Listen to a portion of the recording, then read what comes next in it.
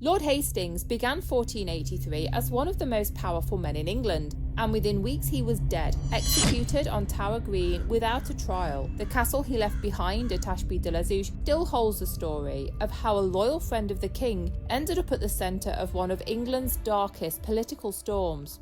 Hastings' death sent shockwaves through the royal court, and it happened at the exact moment England's greatest royal mystery was unfolding: the rise of Richard III and the disappearance of the princes in the Tower.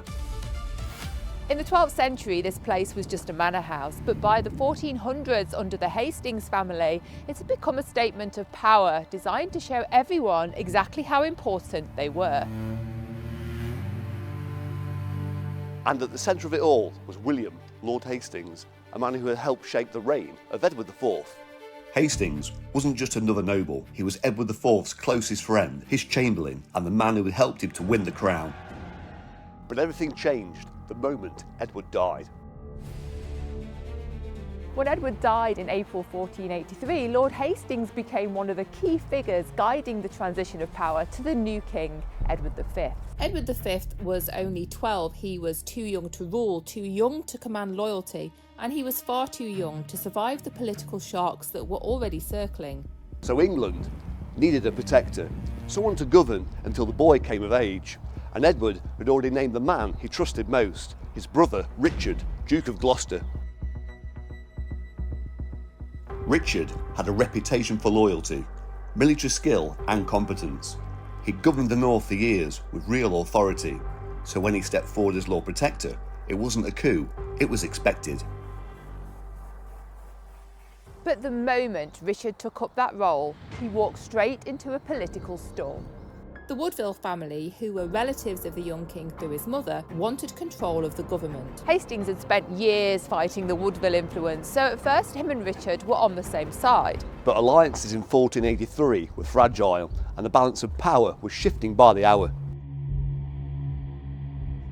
On the 13th of June 1483, Hastings attended a council meeting at the Tower of London, and what happened next is one of the most dramatic moments in English history, even by the standards of the 15th century. Richard accused Hastings of treason and chaos erupted, and within only minutes, Hastings was dragged outside and executed on Tower Green. No trial, there was no delay and no chance to defend himself, and he never returned to Ashby Castle. But Hastings' death came at a moment when the entire kingdom was about to shift. England was still locked in the Wars of the Roses, and everyone knew how quickly fortunes could turn, and in 1483 they turned fast. Because just weeks after Hastings was executed, the two princes, Edward V and his younger brother Richard, vanished from public view.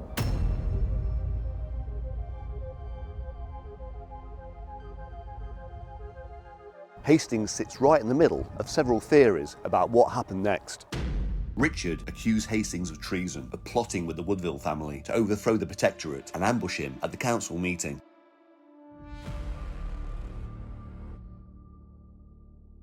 But Hastings had spent years fighting against the Woodvilles. If he really had switched sides, it would have been the most unlikely political U-turn of the entire Wars of the Roses. So either Hastings suddenly betrayed everything he'd ever stood for, or the charge of treason was a political weapon. One theory claims Richard ordered Hastings to kill the princes, and Hastings refused. Hastings owed everything to Edward IV. He'd raised him from a minor noble to one of the most powerful men in England. Killing Edward's sons would no doubt have been unthinkable to him. And if Richard realised Hastings would never support removing Edward V from the throne, then Hastings would need to be removed, and quickly, before he could speak out against Richard.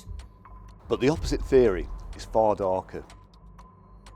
This version claims Hastings did carry out the murder of the princes on Richard's orders, but the moment this was carried out, Hastings became a liability. If Hastings did kill the princes, he was the only man who knew the truth, and in a court where allies shifted overnight, That made him very dangerous. The quickest way for Richard to protect his new regime was to silence the one man who could expose it. Another theory suggests that Hastings discovered something that could threaten Richard's position. He had access to the king, the royal household and the council. If anybody could stumble across something that would threaten Richard's rise to power, it was Hastings. None of these theories have been proven any more than they've been disproven, but the timing of Hastings' rapid execution with no trial, the prince's disappearance, Richard's coronation, has kept these arguments alive for nearly 500 years. Richard's reign didn't last for long. Just over 2 years after Hastings' execution, he fell here at Bosworth, the last English king to die in battle, last of the Plantagenets.